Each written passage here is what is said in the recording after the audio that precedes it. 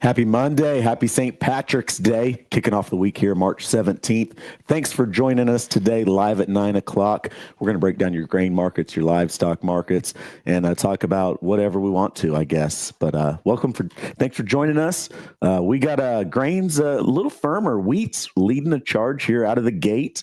And got some dryness in South America, some weather and hardwood red wheat country.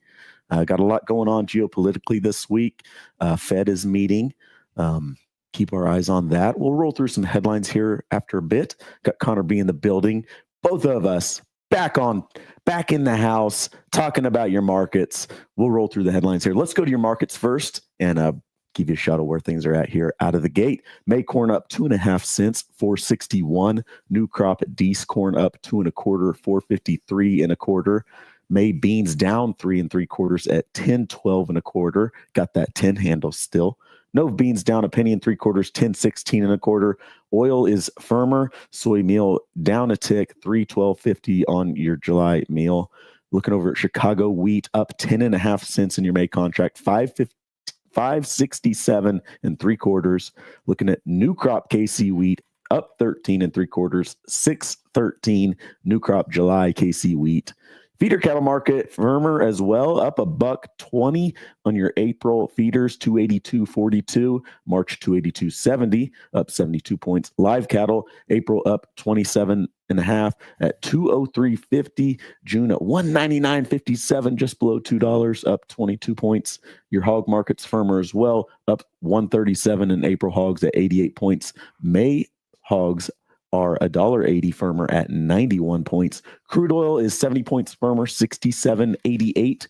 Diesel is 3 cents higher, 219.80. Nat gas is 7 cents lower at 402.80. Your Dow is up 126 points, 41,635. The S&P up 18 at 5,657. NASDAQ up 31. Russell up 630. Bitcoin down 1,800 at 82,965. Gold's a little weaker, silver's a little weaker, and the dollar's a little weaker as well. So that's a rundown of your markets. The corn board was a little higher overnight. We backed off. Both corn and wheat were a little firmer. Backed off those highs, but we're hanging on. Connor B, get in the building. Connor, come in. How are you, Connor? I'm good. And hey, I forgot it was St. Patrick's Day, but I got lucky. Number one, my background, right? That counts. And that thank you to Asger. I got a little green in my hat that I always wear. I'm gonna try to pinch you if I can go over here. Get you. Yeah. We forgot. We had to text the babysitter this morning. Hey, can you switch the kids' shirts for preschool because they're not in green? Well, you don't want those preschoolers getting bullied there sitting in the town. That's just the parents' fault, Connor B. So, yep, almost missed it, but luckily I remembered. Who's that over there? Look at that. Look at that. Rick. That's nice, Rick. Throwing the old leprechaun in there on the screen. Happy St. Patrick's Day to everyone. Hope you got some green on out there. Make sure you're aggressive with the pinchers today. All right. Where are we going to start? Yeah. We can go anywhere you want to go. Let's throw up that first headline there. Prospective plantings, grain stocks. We're 2 weeks away from that. March 31st. Sure doesn't feel like March 31st is 2 weeks away, but that report will be here pretty quick. I think they did some polling for the prospective plantings last week, Connor, if I'm not mistaken. Yeah. So they've got their data. We'll see what they say March 31st, right? I don't know if it's fair to say the fear is more corn acres, right? I mean, we already saw the report last month and what they have it at 94. And so, do we go north of that? If we come in with a big corn acre, if we come in with 93, is that bullet, or is the market going to see that is that going to be a bullish reaction, right? That's still a big corn acre number, but a little bit less. So, man, it's a big report. And also, we don't know what it's going to say. It's been bullish. It's been bearish. We know how USDA reports go, but it very much kicks off. Right. Then we start getting very busy. That's when we start planning. It's kind of that where marketing becomes a little bit harder to do. Right. It's not necessarily a guy's focus. So I look at that too, is that, it's a good deadline too, I think. Yeah, make sure you button things up, get your orders working for targets, everything else. I like that. Also got that grain stocks data as well on the 31st. Can't forget about that as well. Maybe we get a bearish planning number and a bullish stocks number. Who knows what's going to get printed there too. And you got to wonder how much bad news is built in to the market in regard to acreage stuff too on the corn side of things. So. And you know, when we look at like grain stocks, WASDs, you know, they have. I'm seeing this more and more is how they haven't touched the export number, they haven't touched the ethanol number. You know, and I know if we're talking 2 weeks away, a month away, right? Tariffs are they change. It feels like they change every other day. But you know, exports are off to a fantastic start, especially with corn. You know, can we see some type of maybe not a surprise, but you know, some type of balance sheet mover where we adjust exports up, we adjust ethanol up?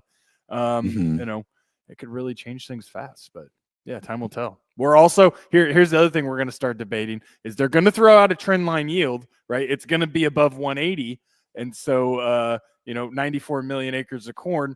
That means we're planting some corn and some probably subpar dirt.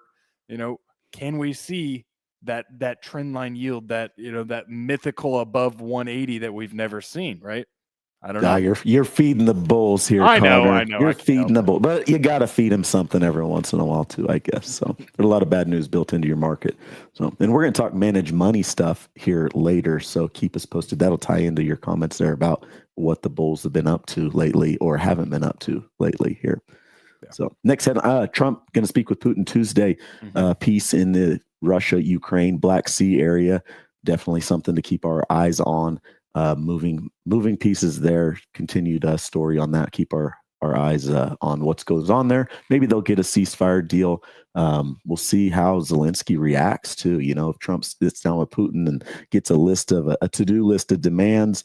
How will Zelensky react? We've seen that relationship be very volatile and a lot of things happening on that front. Yeah.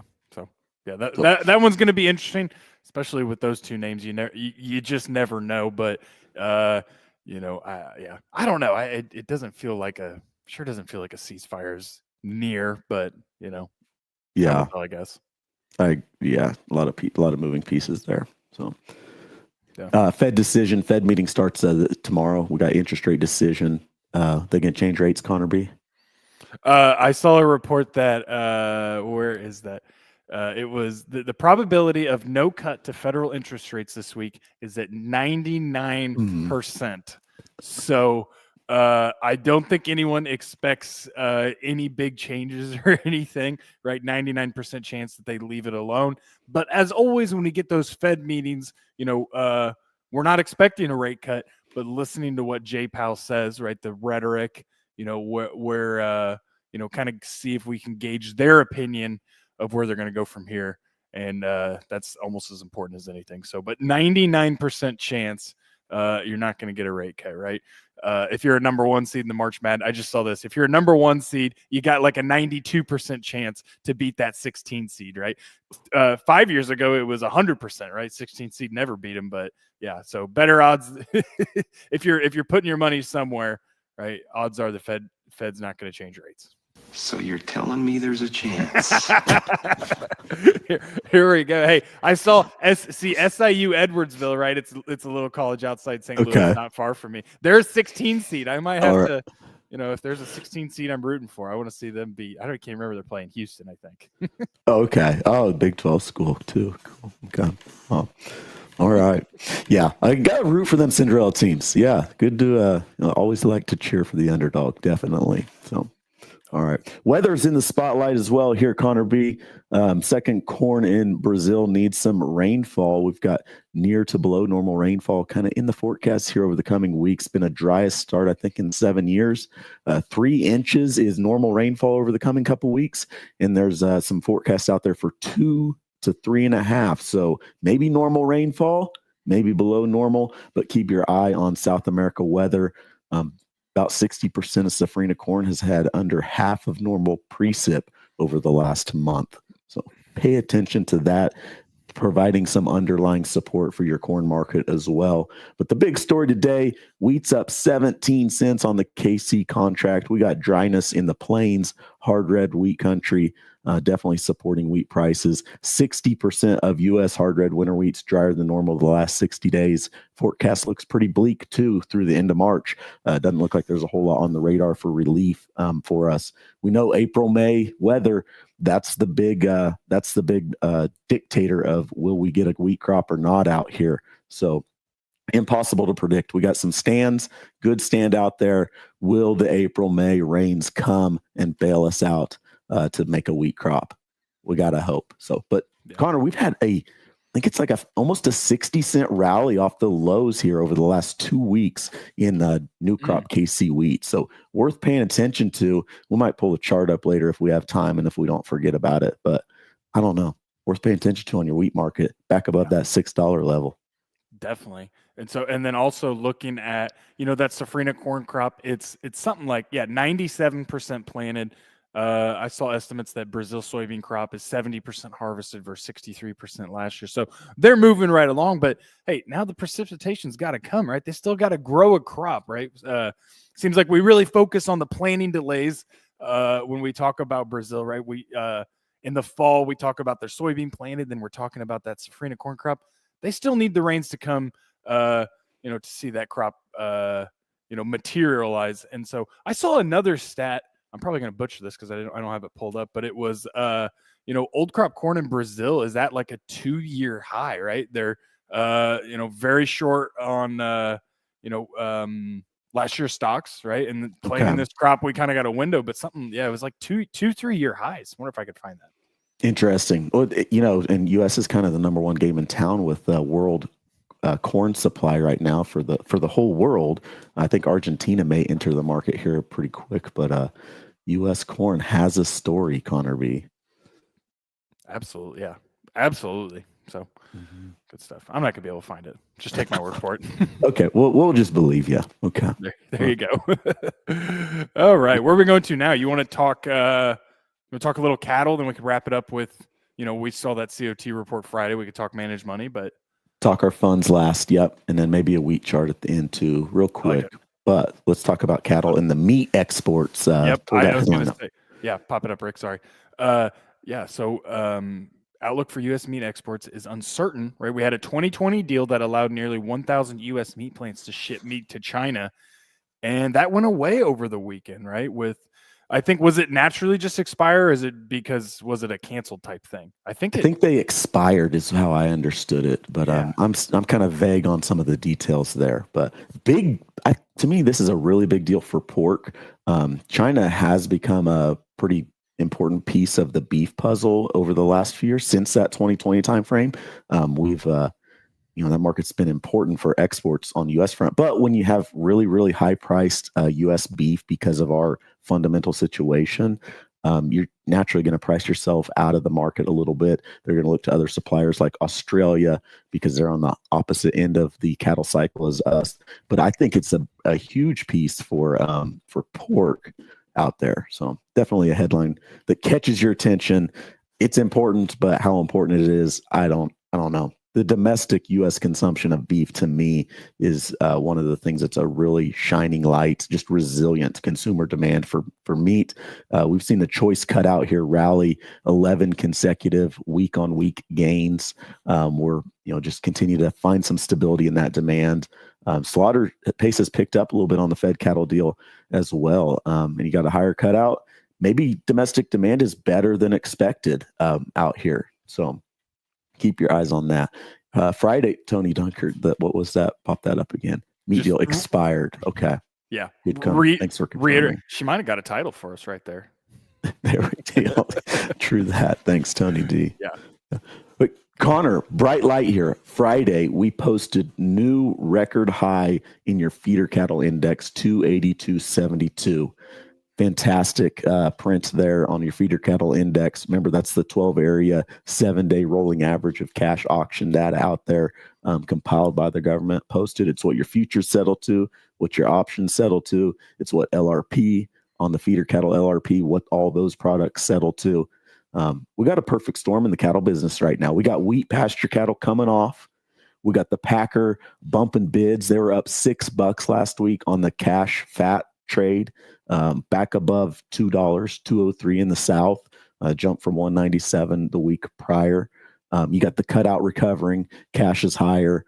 Just the call this week is steady to higher. So really a perfect storm for cow-calf guys and stocker guys pulling off wheat cattle. Cost to gain too, really something to pay attention to if you're going to feed cattle going forward. Keep an eye on that cost to gain. I think it's really attractive out there, and you probably need to be looking at protecting these cost to gain levels out there, Connor B. Absolutely. Record high. My gosh. Pretty awesome. Yeah. Look at your LRP. Look at those deferred values. And I think, 282.72 on the index. We got October at 285.30. So a little bit of premium out there in your board versus the current index. You can go out there with some LRP or some, hedges and protect record values in your feeder cattle index. Good stuff. All right. We get a lot of comments piling up, but let's talk managed money real quick. Okay. And we'll go, right? So COT report, right? I think the story is we continue to see that short covering in the corn market, right? Not necessarily new shorts being added, but definitely funds are getting out of their long liquidation. They are getting out of their longs, and we're seeing that. Yeah, there it is. And we're getting for almost a month, maybe longer, right? We were in that territory that I like to be in, right? Years like 21. What is that? Is that 20? Yeah, 21 and 22, right? Where the fund were that long, right?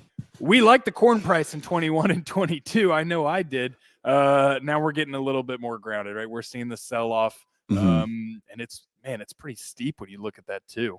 Big sell-off, yeah. Sub 200,000. I think the trade was, this to me that data kind of maybe surprised the trade a little last week, but reduced 190,000 contracts off their long over the last 2 weeks, Connor. So just a massive amount of long liquidation out there on your corn market. Is it overdone? That's a big question to me, I guess. Is it overdone going forward? Flashing over to wheat market. Wheat's up 17 today. And 18 today in hard red winter wheat. Look at that short, Connor B, down there, almost 50,000 short, right around there. Definitely maybe some short covering here as we enter critical weather and critical production on your KC wheat HRW contract. So I got a couple more. I'll throw the meats up here.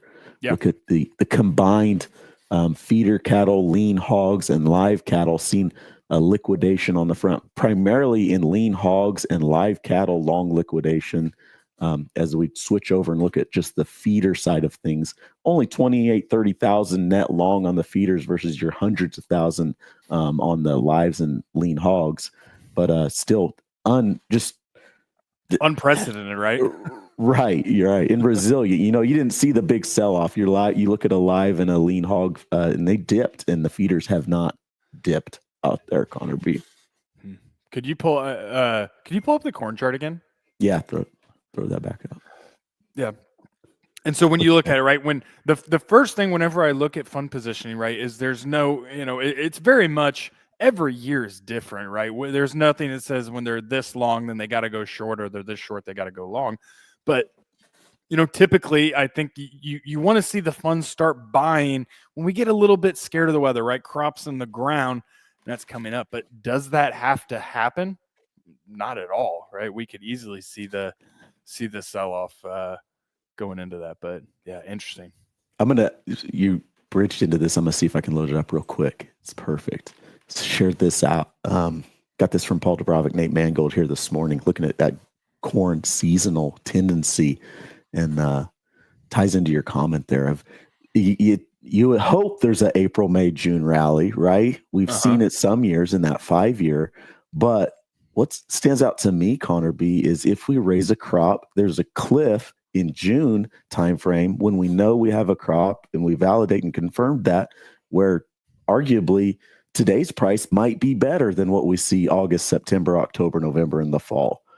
So are you putting all your eggs in that basket that we're going to rally April, May, June?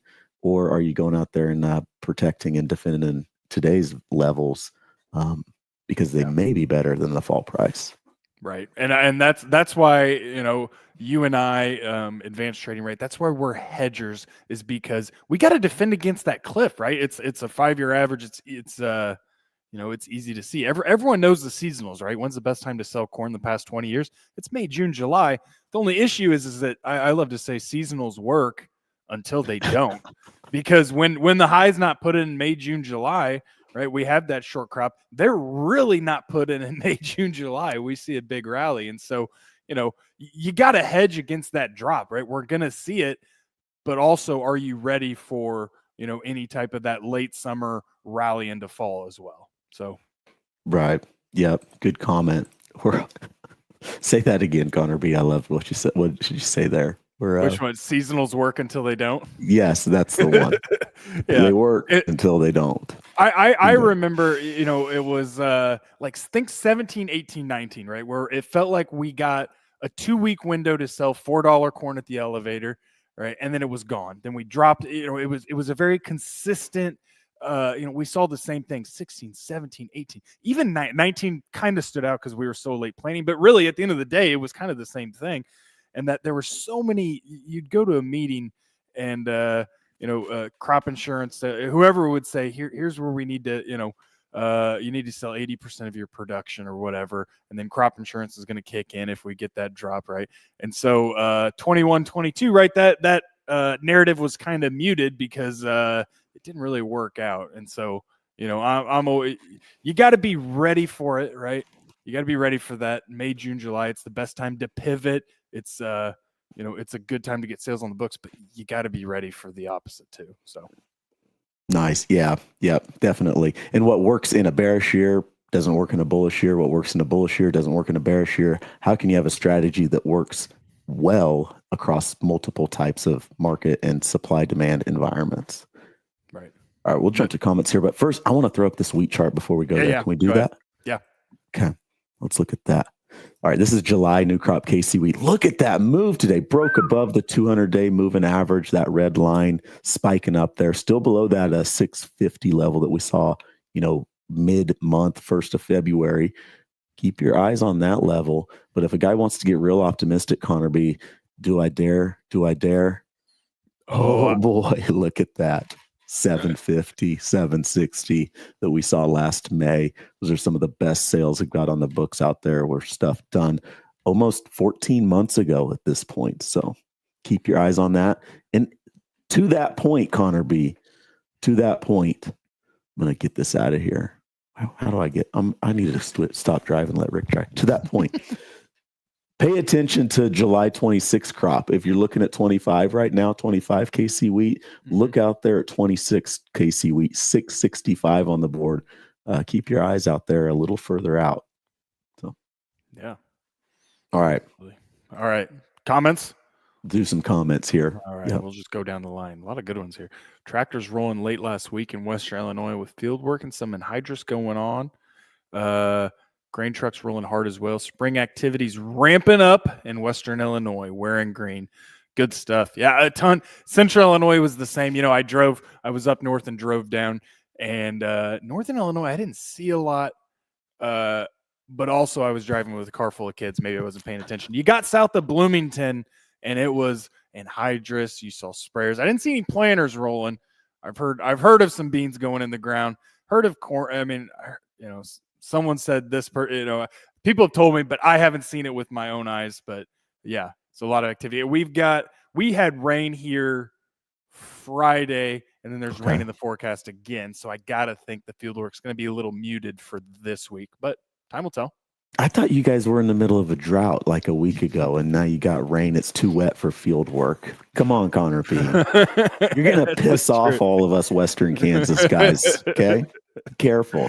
No comment. That's fair. All right. What else we got? Luke, friend near Laurinburg, North Carolina.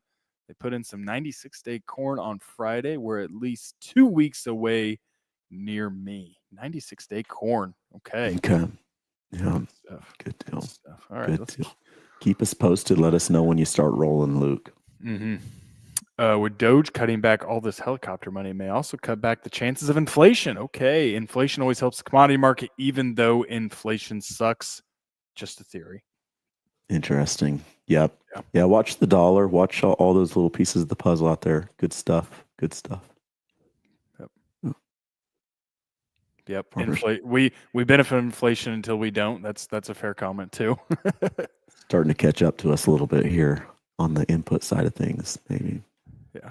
What else we got? And then, wait, hold on. Sorry.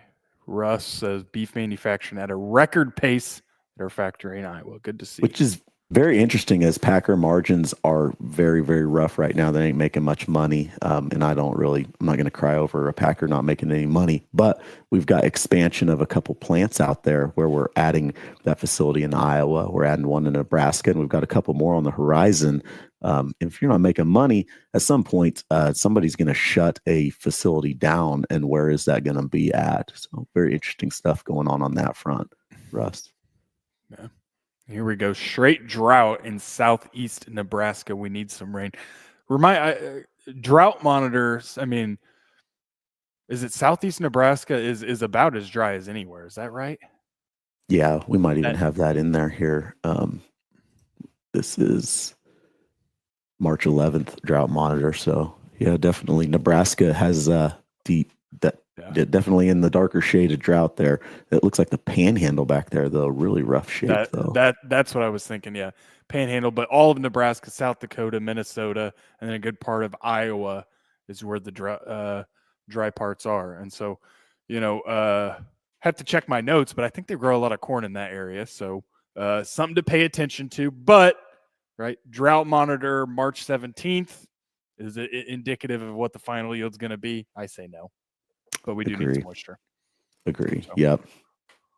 Yeah, if there's a time to be dry, February, March is probably not a bad time to be doing it. And then let's turn the sprinklers on and get some rain from above in the summertime. That'd be great. Yeah. Oh, rubbing it in, Russ Farms here. Come on. Tiles are running lots of water in southeast Iowa. Delete that comment. Get that out of here. All right. Good stuff. Appreciate all the comments. I got to throw this up with Farmer Brett's deal real quick. Oh, I didn't see it. Yeah, we need rain bad. But he mentioned that it was a terrible accident on I-70, Northwest Kansas, 70 car pileup.